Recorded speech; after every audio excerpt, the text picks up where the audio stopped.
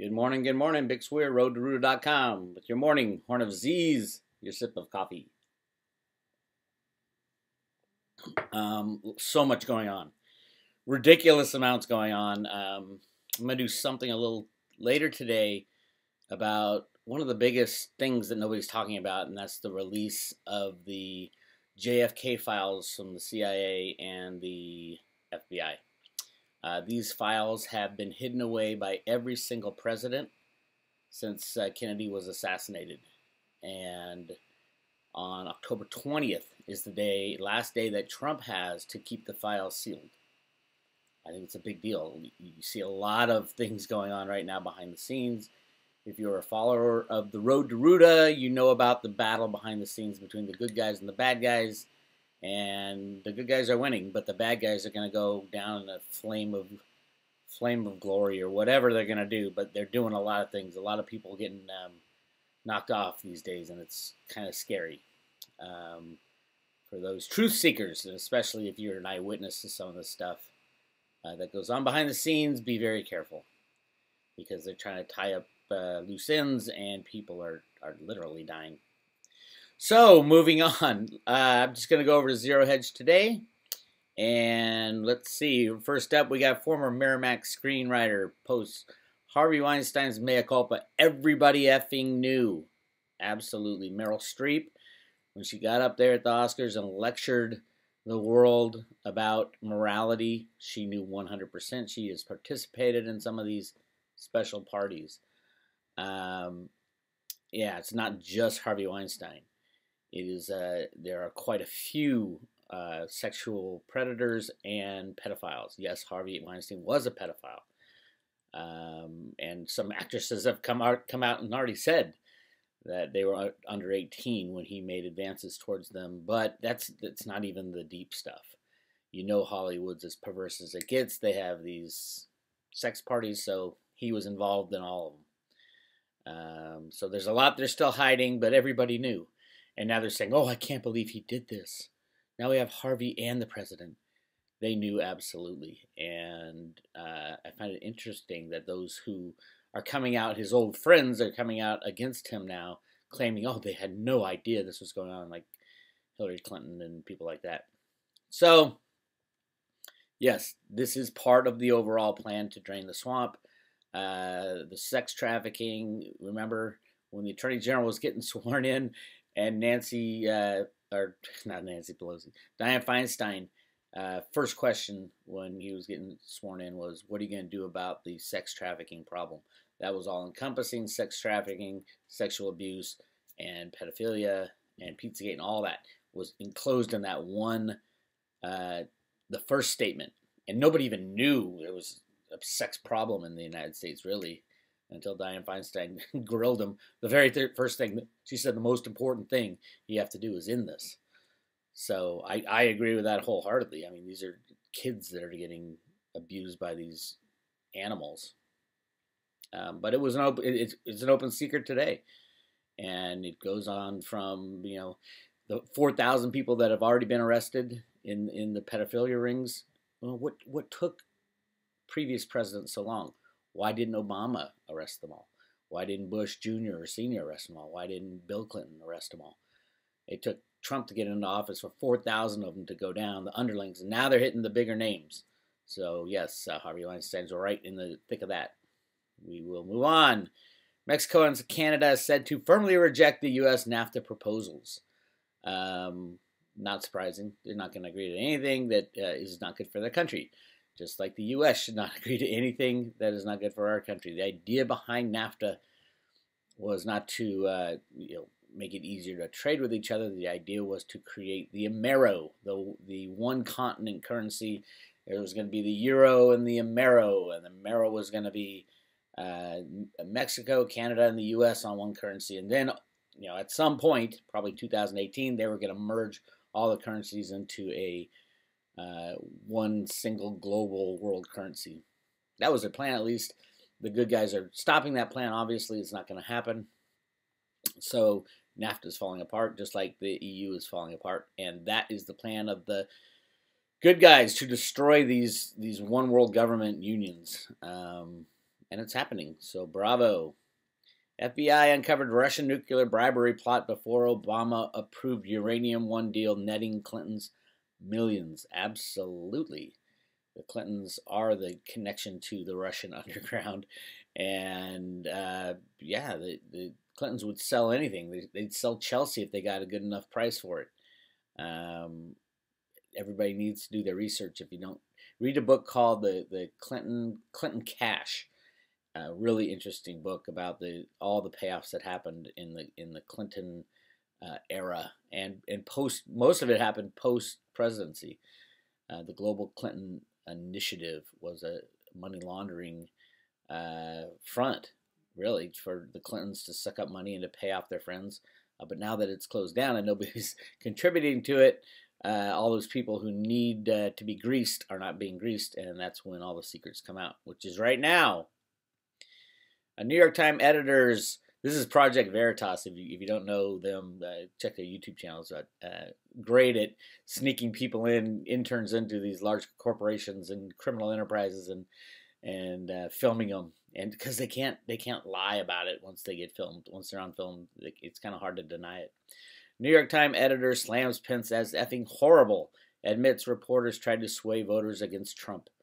Trump's an obvious idiot. It's hard for journalists to cover him in an unbiased manner. Absolutely, but it's not like we don't know that the New York Times and the Washington Post are tools of the leftists to spread FUD, fear, uncertainty, and doubt, and fake news. Absolutely, we all know this, and now we can see it coming from the mouths of those in charge of doing it, which is cool. Long Nasdaq takes over from long Bitcoin as Wall Street's most crowded trade. The last B of A survey of professional investors revealed something striking. For the first time in history, the response to what fund managers perceived as the most crowded trade on Wall Street was long Bitcoin. 1 month later, however, a Bitcoin's recent surge has tapered out. Things are back to normal, and for the fifth year, long Nasdaq is back on the top spot. Bitcoin will continue to run. Bitcoin is planned by the good guys as being Bitcoin and the cryptocurrencies as being our next monetary system. So it will be protected. It will continue to go up. The people who control it, yes, there's a group of people who control it, are trying to build something right alongside our old economy so that when the old economy crashes, we have somewhere to go. And no, gold and silver won't be used as money as the main form of money going forward. First of all, silver is not enough of it, and it's needed in other places. But gold's just too bulky, and it isn't conducive to a high-tech world. It isn't conducive for long distance transactions. It's not even conducive to walking around with gold coins in your pocket. And Bitcoin is. And so it's one of those things. The world has changed. We can't teach the world how to significantly believe in a gold standard or a silver standard. We can teach them to significantly believe that they can use their cell phone to buy things, and that's Bitcoin. We've been through that a million times. Globalization is poverty. The end game is painfully obvious. The World Central Bankers Club is set to get new leadership soon, but there's no sign that the economic religions they adhere to will be replaced. It'll be centralization all the way, and if it fails, more centralization. The end game of that process is painfully obvious in advance. Yes, globalization is the key to the one world government and all that, and the fact that every president before Trump has been opening our borders and clearly trying to destroy the United States from the inside is ridiculous, and Trump is right to be a nationalist. The idea of globalization is to centralize all power to something like the Eurozone, the EU, make the United States part of the EU, and then we could have our one world government. Ridiculous thing, controlled by very few at the top. I think Alan Greenspan wrote that and this was later after he came out about being the biggest gold bug in the world while he was at the Fed. He wrote an article for the Financial Times and said, if globalization reverses, the whole system goes away, which is absolutely true. And it's very easy for globalization to end. U.S. and China. All we have to do is fight to say, okay, China says we're not going to ship any more products to the U.S. And you might think that's a bad thing for China, but it's really not. They have enough customers. That's not their problem. They have enough unbacked fiat money. That's not their problem. Their problem is taking care of those 1.3 billion people in China. And the U.S., we need globalization to go away too, so we can restart our manufacturing bases, restart our economy, bring all our troops home, put them on the borders. We've talked about this. All right, U.S. industrial production data dashes survey-driven hopes of manufacturing renaissance. Yeah, any numbers, any statistics that are come out of the government are absolutely fake and have been fake for a long, long time. And that's the thing. All they can do is revise the last numbers because they're so out of whack. Unemployment at 2%, 3%, something ridiculous when everybody knows it's 30% plus. If you take away all the government subsidies, we'll just see how many people are really employed. And remember, out of the 330 million people in the United States, about 30 million of them work directly or indirectly for the U.S. government. That's crazy. That's insane. That's not what our founding fathers wanted. So yeah, you take that away and all of a sudden people are on their own. It's like, wow, that's a lot of unemployment. U.S.-backed forces declare victory over ISIS in Raqqa. ISIS is a CIA entity, just like Al-Qaeda, just like all the rest of them. It's a game that is played to fool you into believing that our this war on terror, this war on an ideology should go on, and absolutely we should bring everybody home. Trump's drug czar nominee withdraws after 60 minutes expose. Following a 60 minutes investigation that suggested he led a bid to weaken enforcement of the nation's drug policy laws, President Trump's nominee for drug czar rep Tom Marino has withdrawn his name for consideration. Drugs should be legal. Absolutely, it's in the Constitution.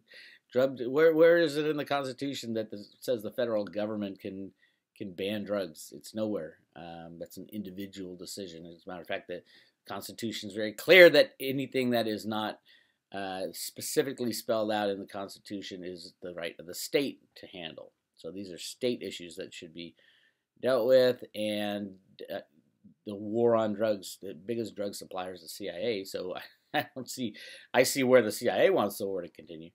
But you cut off the CIA from drug running, you cut off their source of income. And then legalize drugs. Let people be responsible for themselves for once. And all the money would go away. Or even just, and then you can tax it and you can, solve all the problems. If people want to have to take drugs, go ahead and take drugs. Just pay a tax on it, and we could probably get rid of every other tax and just have a drug tax if you want. I don't think that's fair, but hey. Spain Constitutional Court declares Catalan referendum void.